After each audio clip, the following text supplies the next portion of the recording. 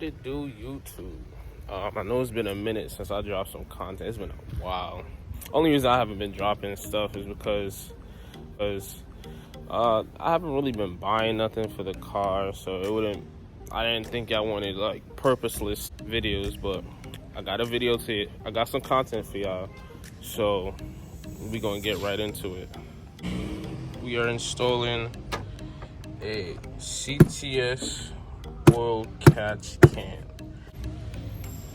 It's supposed to help with not allowing carbon buildup to get on the back of the valve and the injector, so it's gonna help reduce that, and whatever deposits go inside the intake valves, the exhaust valves, it basically sits inside the oil catch can. So I'm gonna unbox everything, and yeah. So this is how the kit looks. This is not how it came. It came wrapped up in paper and stuff. So you have the oil catch can itself, and then a nice stainless steel finish engraved with the CTS on the top. You also have the block off plate for the in and the outer feed line, those two right here. And this is for the lower PCV, the lower PCV tube. You also have these connectors to connect them so it doesn't make the engine bay look sloppy. Then you have the block off for the intake manifold, the two bolts, and yeah. And then you have the hanger, which basically sits right here, and then the oil catch can sits on top, on the bottom. And then yeah, that's it. So we're gonna get right into this.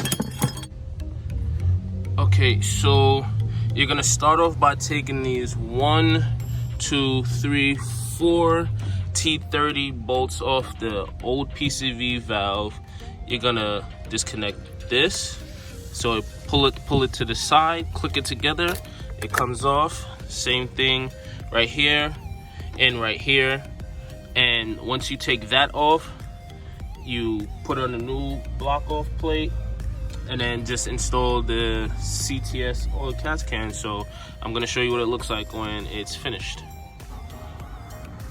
So I finished setting everything up, put everything back together. These are T30.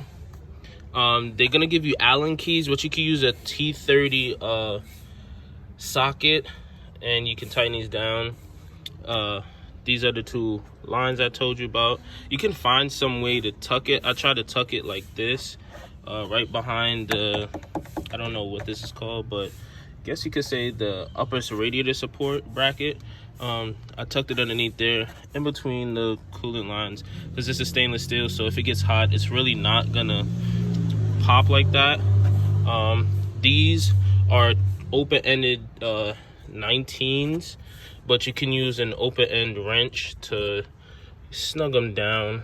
And yeah, that's really it. So I'm about to see if anything happens.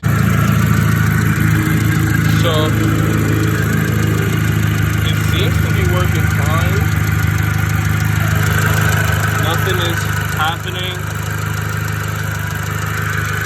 I need to figure out what that sound is. If you have any idea what this sound is, I feel like it might be an ejector that's stuck open. If you have any idea, let me know, please. Thank you. Like, comment down below what you think it is. They recently did my timing, so I think I'm gonna check it off and see if the belt is slipping off or it's dry.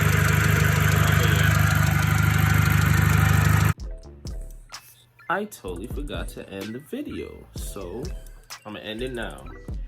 Thank you for watching. Please like, comment, subscribe, leave a comment, share everything. The goal is to get to 1,000 subscribers. I'm gonna get there. I just need to be more consistent, so we're gonna get there.